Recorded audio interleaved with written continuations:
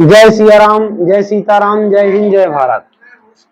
आज मैं आप लोगों को 4.1 का क्वेश्चन नंबर 2, निम्न स्थितियों को दो घात समीकरणों के रूप में लिखिए। मतलब इंग्लिश में बोले तो represent the following equation in the form of quadratic equation. एक आयताकार भूखंड का क्षेत्रफल 528 मीटर स्क्वायर है। ठीक है, क्वेश्चन को अच्छे समझना है। एक आयताकार भूखंड का क्षेत्रफल 528 मीटर स्क्वायर है। The area of a rectangular park is 528 metre square. क्षेत्र की लंबाई मीटरों में चौड़ाई के दुगने से अधिक है। लंबाई जो है चौड़ाई के दुगने से अधिक है। The length of the plot one more than twice भी है, दुगनी है, वन मोर देन है ना। हमें भूखंड की लंबाई और चौड़ाई ज्ञात करनी है, तो मतलब इसमें ज्ञात नहीं करनी है, मात्र समीकरण का रूप देना है। क्या देना है? रूप। तो अगर रूप देना है तो सबसे पहली बात इसमें हमको मानना पड़ेगा मात्र।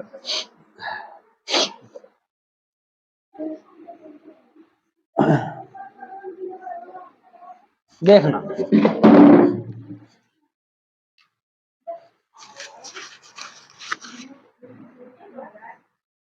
हल 2 का पहला, इसको सॉल्व कहते हैं। तो लेट द, अरे नहीं, माना कि लंबाई बराबर, माना कि चौड़ाई बराबर x, चौड़ाई छोटी है x मीटर, तब लंबाई बराबर, कहता है कि क्षेत्र की लंबाई चौड़ाई के दुगने से एक अधिक है। चौड़ाई के दुगने से, चौड़ाई का दुगना, यहां समझो, x का दुगना कितना हुआ? 2x, दुगने से एक अधिक है। इंग्लिश में लिखेंगे let the length equal breath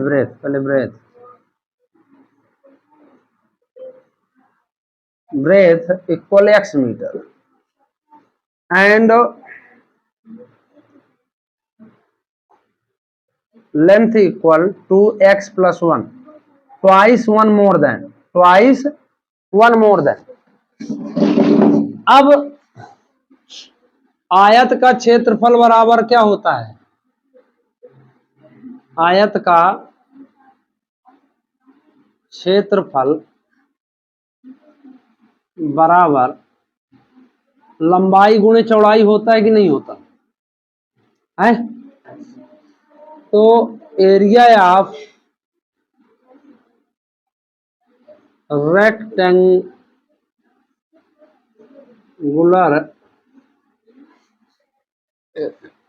area of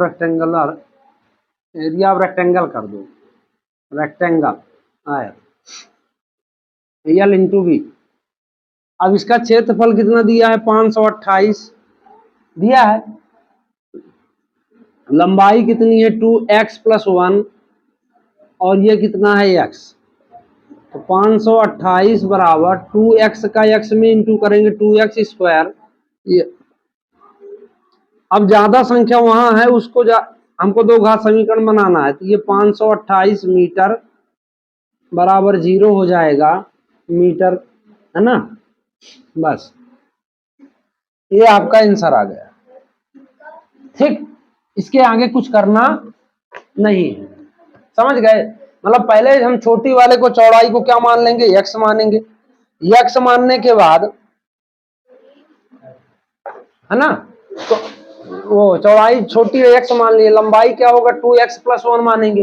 ठीक है, 2x लेट द ब्रेथ, अब इंग्लिश में लिखेंगे x metre and length 2x plus 1, क्योंकि twice one more than, twice मतलब दुगना, वन मोर देन मतलब एक अधिक। बना लिए। हम जानते हैं कि आयत का क्षेत्रफल बराबर लंबाई गुणे चौड़ाई, है ना। तो एरिया ऑफ रेक्टेंगल बराबर एल इंटू बी। अब देखो यहाँ समीकरण निर्माण करना है हमको, द्विघात समीकरण बनाना है। तो ज्यादा संख्या यहाँ है, इसको ट्रांसफर इधर कर दिए तो प्लस का माइनस हो गया। ये ax square plus bx plus c का पालन कर रहा द्विघात समीकरण है। ठीक, समझ में आएगा। अब इसका क्वेश्चन नंबर 2 देखो, कहता है दो क्रमागत धनात्मक पूर्णांकों का गुणनफल 306 है। क्रमागत शब्द का मतलब क्या है, यहाँ पहले बात समझते हैं। इंग्लिश में बोलते हैं कॉन्स्टिट्यूटिव, क्या बोलते हैं, कॉन्स्टिट्यूटिव नंबर। तो देखो अगर कोई कहे क्रम से, तो क्रम का मतलब है अगर कि एक के बाद, देखो एक के बाद 2 आए, 3 आए, 4 आए, ऐसे आए, ये तो क्रम हुआ। ठीक है, लेकिन अगर संख्या बनाई जाए तो मान लो अगर हमने x माना तो दूसरी संख्या क्या होगी x प्लस 1, तीसरी संख्या क्या होगी x प्लस 3, x प्लस 4। इसको बोलते हैं क्रमागत। क्या बोलते हैं, क्रमागत, कॉन्स्टिट्यूटिव, इंग्लिश में बोलते हैं कॉन्स्टिट्यूटिव। हाँ, कॉन्स्टिट्यूटिव नंबर। ठीक है, अब समझने देखो, तो कहता है कि दो क्रमागत संख्याएं हैं। समझ गए ना क्रमागत का मतलब, कि पहला अगर x है तो दूसरा क्या होगा x प्लस 1, तीसरा क्या होगा x प्लस 2, ऐसा। ये होता है कॉन्स्टिट्यूटिव इंग्लिश में, और हिंदी में होता है क्रमागत, जहां कहीं क्रमागत शब्द आ जाए। तो ये हल दूसरे का दूसरा नंबर है, यहां सॉल्व लिख लेना हिंदी वाले, इंग्लिश वाले। कहता है कि दो क्रमागत, तो let the first number equal x and second number equal x plus 1 होगा कि नहीं होगा। हिंदी वाले लिखेंगे माना कि पहली संख्या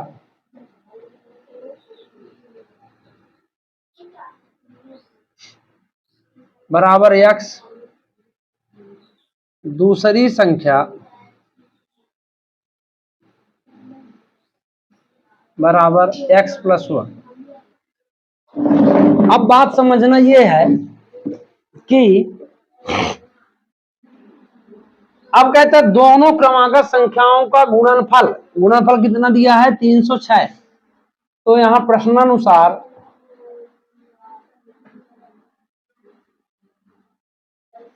ATQ, अब दोनों संख्याओं का गुणनफल, तो x into x plus 1 equal 306। कोष्टक लगा दिए, गुणा हो गया कि नहीं हो गया। x का x में गुणा करोगे क्या आएगा x स्क्वायर, x का 1 में इंटू करोगे क्या आएगा x, ये 306। हमको दो घात समीकरण बनाना है, इसको इधर लाएंगे माइनस हो जाएगा बराबर 0। यही आपका आंसर है,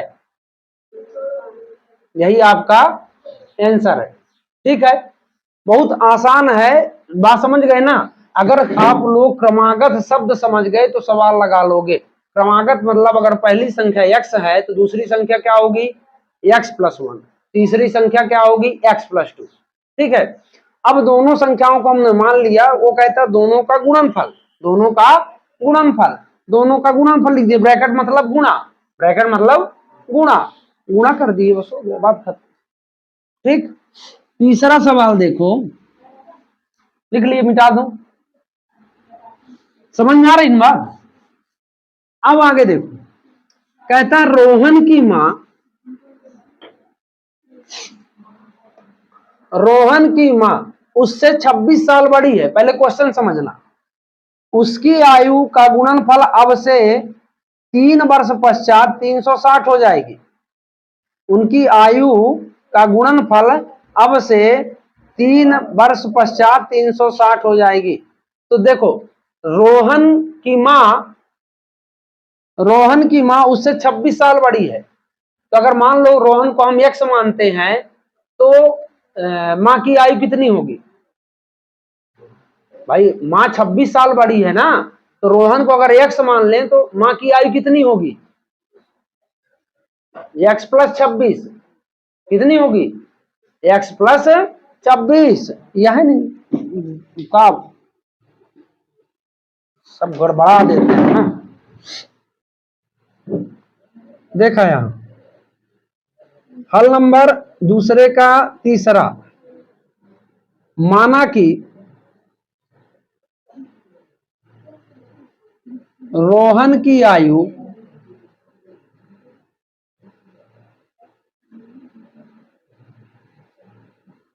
बराबर x वर्ष। कितना? तो रोहन के मां की आयु, रोहन के मां की आयु, तो मैथ में अगर अधिक हो तो उसको क्या लिखते हैं? प्लस में। तो x प्लस 26 वर्ष है कि नहीं? इतना समझ में आया कि नहीं आया? आ गया। अब इंग्लिश वाले लिखेंगे let the age of Rohan equal x years and age of Rohan mother's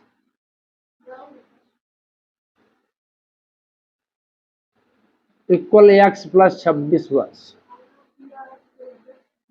yes, इतना समझ में आया? अब वो कहता है, फिर से कंडीशन रखता है कि इनकी आयु का गुणनफल अब से 3 वर्ष बाद, मतलब इसकी भी आयु, दोनों की आयु, इनकी आयु का मतलब है कि दोनों की आयु, इनकी आयु का मतलब है दोनों की आयु।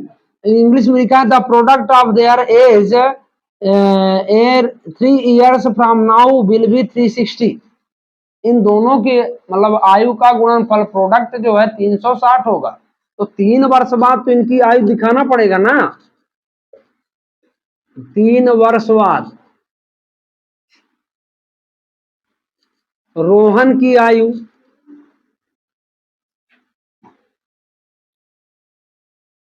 तो अगर तुम आज 5 साल के हो तो 3 साल बाद कितने साल के हो जाओगे? 5 प्लस 3।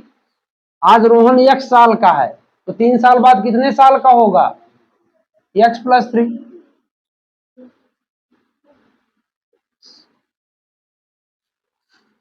इंग्लिश वाले लिख देंगे रोहन एज। फिर मां की आयु, अगर मां उसकी 26 साल की है अभी, x प्लस 26, 3 और जुड़ेगा कि नहीं जुड़ेगा? तो x प्लस क्या हो जाएगा? 29 वर्ष हो जाएगा ना।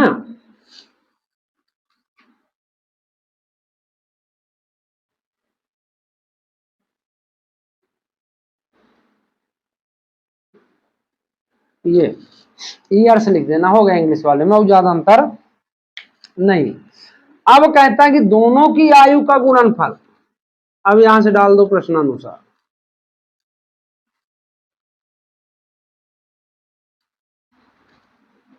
अभी भी प्रश्नानुसार चल रहा था। अब दोनों की आयु कितनी है? x प्लस 3 x प्लस 29 बराबर कितना हो जाएगा? 360 हो जाएगा कि नहीं हो जाएगा? तो x का x में इंटू करेंगे, क्या होगा? x square. x का 29 में गुणा किए 29x। अब देखो इधर, इस 3 का x में गुणा करना है तो 3x और 29 यहाँ 87 होता है कि नहीं होता? बराबर 360 कोण में। x स्क्वायर प्लस 29 में 3 जोड़ो तो 32x प्लस 87 माइनस 360 बराबर 0 हो जाएगा कि नहीं हो जाएगा? अब इसमें घटा दो तो x स्क्वायर प्लस 32x, अब देखो बड़ी संख्या का चिन्ह लिया जाता है कि नहीं लिया जाता? तो लिया जाता है तो माइनस लगा लो। 60 ये और 27 हुए है ना, तो 273 बराबर 0, ये आपका आंसर हो गया। कुछ को बढ़िया बात आई। हाँ, तो मतलब कहने का कि जितनी लाइन का कंडीशन हो उतनी लाइन का समीकरण आपको बनाना पड़ेगा। पहले उसने कहा कि रोहन की माँ की आयु 26 वर्ष ज्यादा है रोहन से, तो हमने पहले माना x, फिर उसको माँ की आयु मान लिया 26 वर्ष, x + 26। फिर उसने एक कंडीशन डाला कि product of their age after 3 years will be 360, है ना। दोनों की आयु का गुणनफल 3 वर्ष बाद 360 हो जाएगा। तो सबसे पहले लड़का गलती ये करता है कि इन्हीं का गुणा करके 360 लिख देता है, जबकि वो साफ शब्द में कह रहा कि अभी से 3 वर्ष बाद अभी और आयु है, तो 3 वर्ष की आयु तो लेना पड़ेगा ना, सब में 3 3 जोड़ना पड़ेगा, जोड़ दो, काम खत्म। समझ में आई बात? चलो चौथा नंबर देखो, अगर ये बन गया तुमसे तो 4.2 में कुछ है ही नहीं, क्योंकि जो था वो कट गया है, अब जो नहीं है यही बस है में। आगे चौथा नंबर देखते हैं। एक रेलगाड़ी 480 किलोमीटर की दूरी से समान चाल से तय करती है। यदि इसकी चाल 8 किलोमीटर कम हो तो उस दूरी को तय करने में 3 घंटे अधिक समय लेगी। 3 घंटे अधिक समय लेती है। कहने का मतलब a train travels a distance of 40 kilometre of uniform speed if the speed had been 8 kilometre less then it would have taken 3 hours more to cover the same distance. We need to find the speed of train. We need to find the speed of train. अब इसमें जो है 2 प्रकार की चाल की बात करता है वो। कितने प्रकार की? 2 प्रकार की। माना कि रेलगाड़ी की सामान्य चाल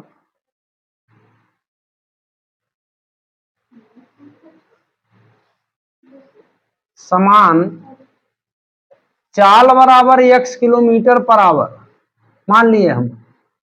इंग्लिश वाले लिखेंगे let the uniform speed of train equal x kilometre per hour. ठीक है, तो नई चाल, एक चाल और है, नई चाल बराबर 8 किलोमीटर कम है, यहां लिख सकते हो कि न्यू स्पीड, ये हो गया। अब थोड़ा ध्यान देना ना, अब कहता है कि समान चाल से दूरी वो 480 किलोमीटर तय करती है। ठीक है, तो चाल बराबर क्या होता है? दूरी बटे समय, होता कि नहीं होता? अब अगर इसी में तुमको ये कहा जाए पहला सूत्र, फिर दूसरा सूत्र कहा जाए कि दूरी बराबर क्या होगा, इसका त्रिज्या गुणा कर लेना, चाल गुणे समय, होगा कि नहीं होगा? अब कोई तीसरा नंबर बोले कि समय बराबर क्या होगा भाई, तो समय बराबर होगा दूरी बटे चाल, होगा कि नहीं होगा? दूरी बटे चाल। अब अगर ये तीनों सूत्र तुमसे बनते हैं तो ये सवाल समझ में आ जाएगा। तो यहां लिखेंगे कि समान चाल से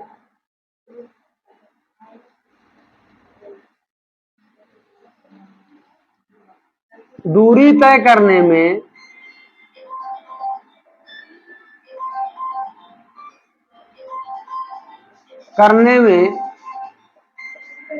लगा समय,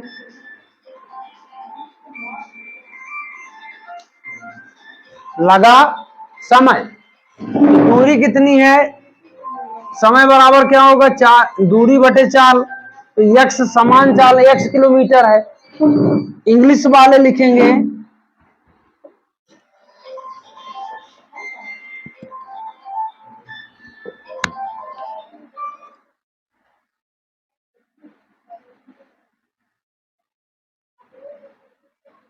distance covered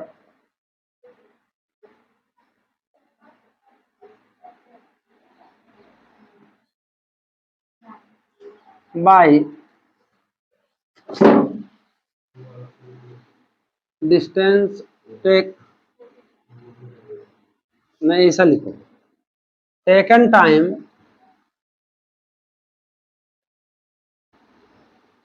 in uniform speed,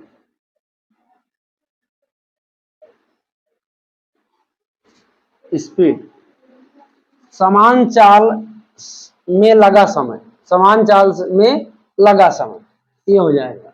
फिर नई चाल से दूरी तय करने में लगा समय,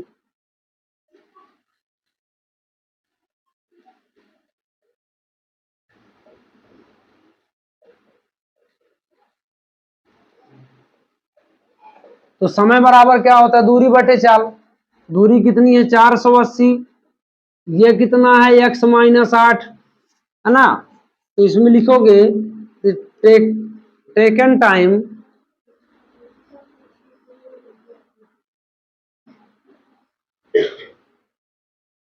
इन न्यू स्पीड, नई चाल में लिया गया समय। अब दोनों कंडीशन को हम रखते हैं, यहां समझना। वो कहता है कि अगर उसकी स्पीड 8 किलोमीटर कम कर दी जाए, 8 किलोमीटर कम कर दी जाए, तो वो उससे समान चाल से 3 घंटे ज्यादा समय लेती है, 3 घंटे से ज्यादा समय लेती है। मतलब अगर कहने का मतलब ये है कि ये 8 किलोमीटर कम हो गया, तो इसमें जब 3 जुड़ जाएगा तो इस समीकरण के बराबर हो जाएगा। हर हर सवाल में मैं यही समझाता हूं। इसका दूसरा तथ्य लेके समीकरण बनाओगे तो समझ में आ जाएगा। जैसे मान लो ये 2 स्पीड हमारे पास है। अब ये कहता है कि अगर 8 किलोमीटर चाल कम कर दिया जाए तो ये इससे 3 घंटे ज्यादा समय लेगी, 3 घंटे ज्यादा समय लेगी। तो 3 घंटे जब ज्यादा समय लेगी तो ऐसा +3 होगा कि नहीं होगा। मतलब इसके 3 घंटे ज्यादा और इसके 8 घंटे मतलब किलोमीटर कम बराबर है। बात समझ में आ रही। अब आगे का सवाल, इसको मिटा दूं ऊपर,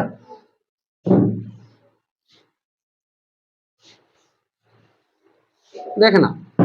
तो 480 x माइनस 8, अब इसको इधर बुला लो, तो 480 बटे x इक्वल 3, ये समीकरण आपका बन जाएगा।